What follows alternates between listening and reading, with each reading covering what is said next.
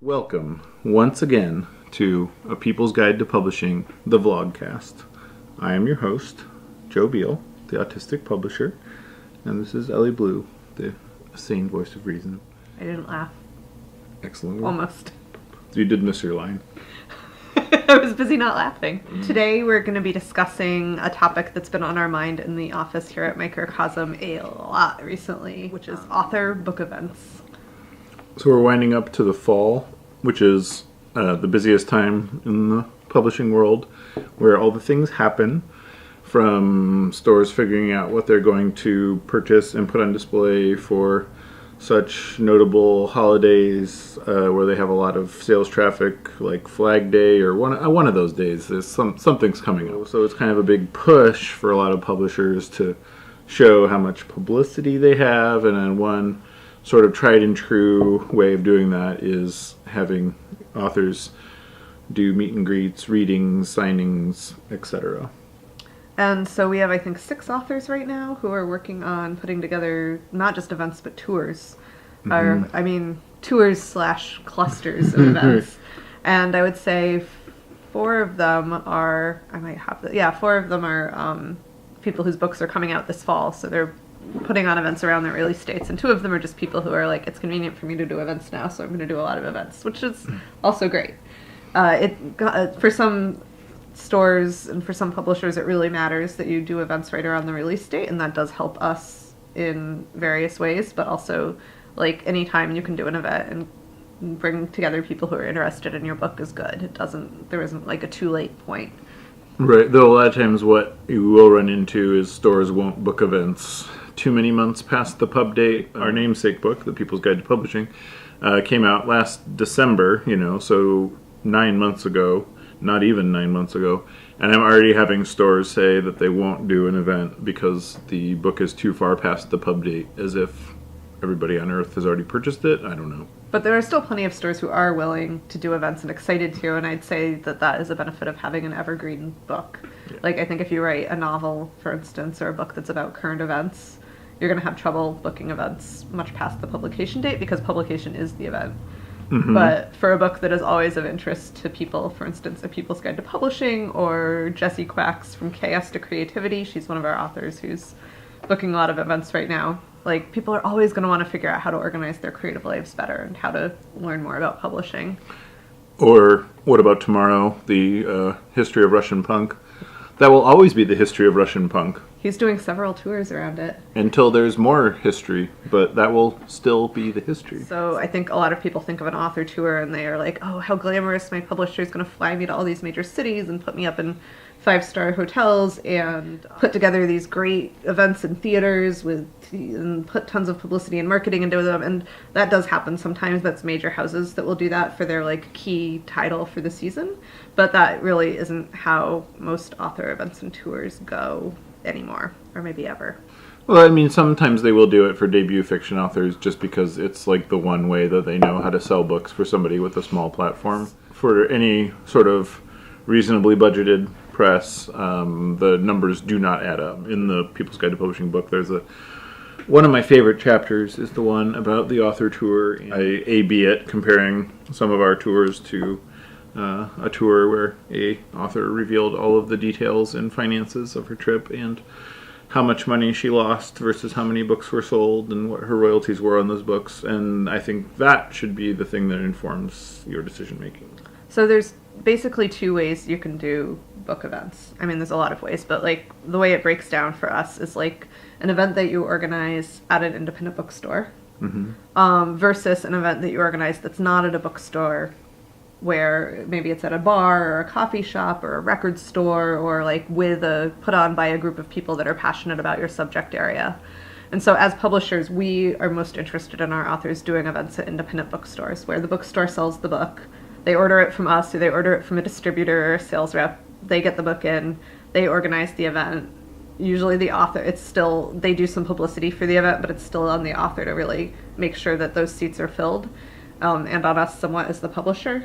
And then the benefits of that is that the staff at the store hears the author talk about the book, they're connected to the book, the author signs books for the store, and the bookstore will hopefully be able to continue stocking the book and selling it well into the years to come and not just in a bubble around the publication date. Okay. So the reason why the store will continue to service that book is because the employees of the store will hand sell it because they feel like they have a connection where they met the author and maybe had shared some words with them and, just understood the handles of the book better and like what it offers to the reader, because as you might imagine, with a marketplace with 20 million books available to choose from, it's there's no way that a salesperson or a floor person at a bookstore could know every one of those books, especially ones outside of their expertise or passion.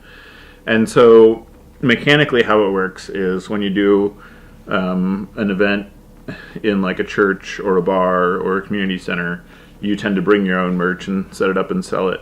When you do an event in a bookstore, typically the store orders about 25 copies. That's probably a good average.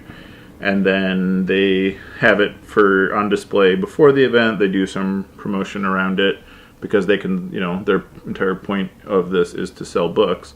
So they'll, have it on a little more prominent positioning.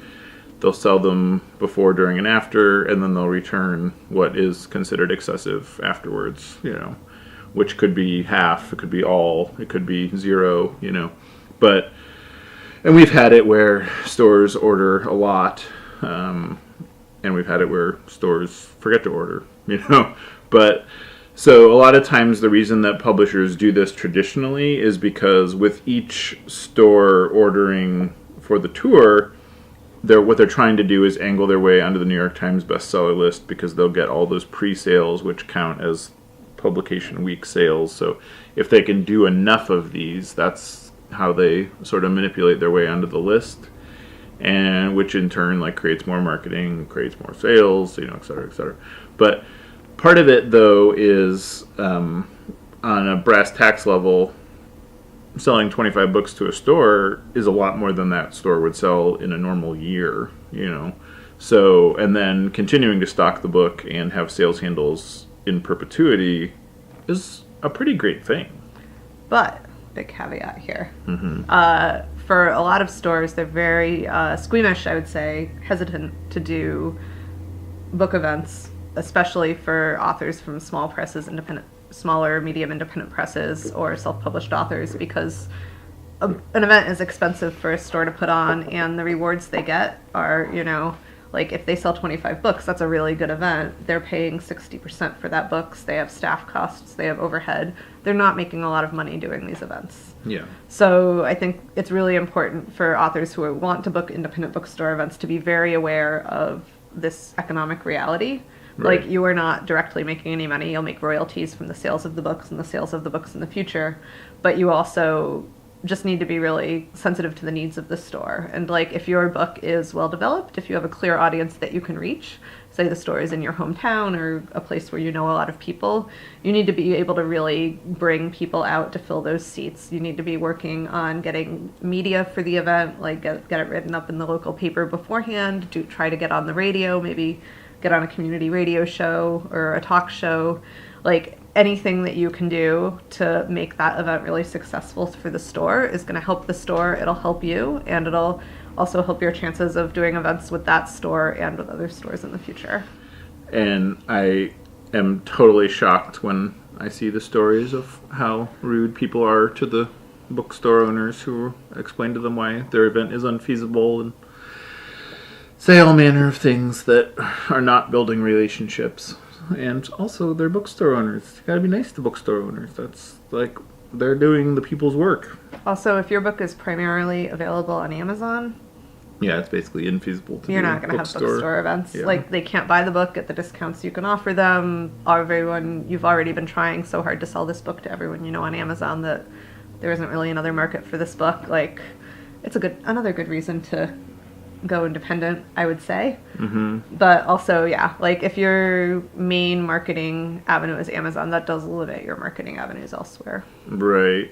Yeah. And, even if you're self-published, pretty much any avenue is better than publishing through the largest corporation in publishing. We are slightly getting off topic. Nope. That will forever be the underpinnings of this vlogcast. True. It's very true. Supporting the independent bookstore ecosystem, if you can like make that a mutually beneficial relationship, that is best for everybody Saying in the thank you. publishing world. Yeah, always say thank you, write a note, go early, chat with the people, be respectful. You know, you're visiting their house, basically. And pretty much everybody everywhere up and down this chain is doing this not for any reason other than like this is like a romanticized idea of something that is like a deep value and meaning and purpose for them. So you got to respect that. A lot of our authors who live in the Pacific Northwest are doing a lot of bookstore events in the Pacific Northwest. They're like driving up to Tacoma and then Seattle for a day. They're not necessarily spending a ton of money on their tour. They're going places they would go anyway.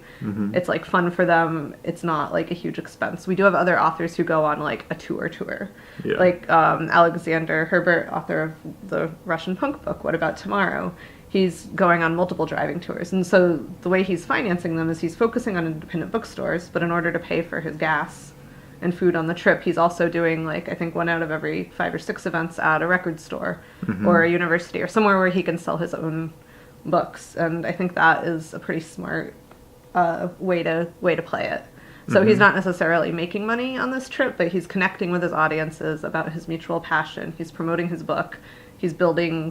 He's creating a lot of different opportunities for media about his trip and his book. And he's not, going to debt to do it, which I think is also very important. It was ideal. There's a lot more in the book if you want to dig deep, or if you're currently planning author events or a book tour. Thank you for joining us once again on A People's Guide to Publishing vlogcast. You can find out more about us or find a copy of your own of A People's Guide to Publishing by Joe Beal at microcosm.pub. And you can find us on social media at Microcosm Publishing at Facebook, Microcosm on Twitter, Microcosm_pub, awkwardly, on Instagram.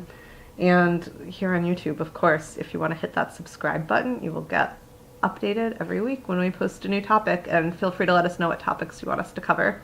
And on the deep, deep hokiness that is pleading for love, please, please go to that outdated cavern that is iTunes and give us that 5-star love and a glowing review, because that is what perpetuates the podcast version of this vlogcast into higher rankings when people search. Thank you.